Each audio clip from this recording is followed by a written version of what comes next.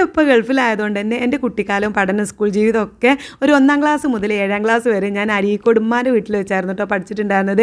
സത്യം പറഞ്ഞ ഒരു അടിപൊളി കുട്ടിക്കാലം തന്നെ പറയാം. കാരണം ഉമ്മാൻ്റെ 4 പ്രദേശവും അവരുടെ ഭാര്യമാരും അവരുടെ മക്കളൊക്കെ ആയിട്ട് ഒരുപാട് കസിൻസുകളൊക്കെ ആയിട്ടുള്ള ഒരു അടിപൊളി കുട്ടിക്കാലം തന്നെയായിരുന്നു. എനിക്ക് ഓർക്കാൻ ഇഷ്ടമുള്ള ഒരു കാലമാണ് കേട്ടോ.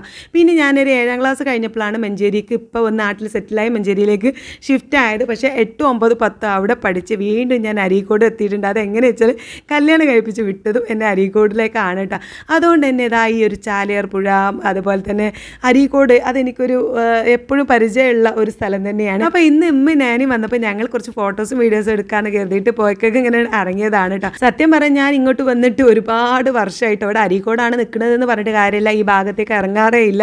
ഒരു 4-5 വർഷമായിട്ടുണ്ടാവും ഞാൻ ഈ പുഴയും മണലൊക്കെ കണ്ടിട്ട്. പക്ഷേ ഇവിടെ ഒരുപാട് മാറ്റങ്ങളുണ്ട്. കാരണം അന്നൊക്കെ നല്ല മണലായിരുന്നു കേട്ടോ.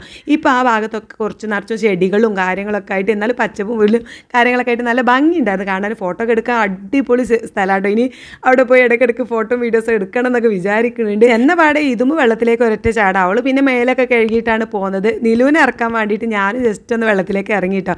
അവനെ കയ്യും കാലൊക്കെ കഴുകി അങ്ങനെ ഞങ്ങൾ രണ്ടാളൊക്കെ ഇങ്ങനെ കയറി പോകുന്നതാണ്. ഇവിടെ എത്തിയപ്പോഴേക്കും ഒരു സമയം ഒരു 6-6:30 ആയിട്ട്. എന്താ പാടെ ഞങ്ങൾ ഒരു ഉള്ളിവടയൊക്കെ കൊണ്ടുവരിപ്പിച്ച് ചായ ഒക്കെ ഉണ്ടാക്കി സൂപ്പറായിട്ട് ചായ ഉള്ളിവടയൊക്കെ കഴിച്ചിട്ടോ. പിന്നെ 8 മണിയോട് കൂടി നുജുമ്പ് വന്ന് അവരെയൊക്കെ കൊണ്ടുപോയി.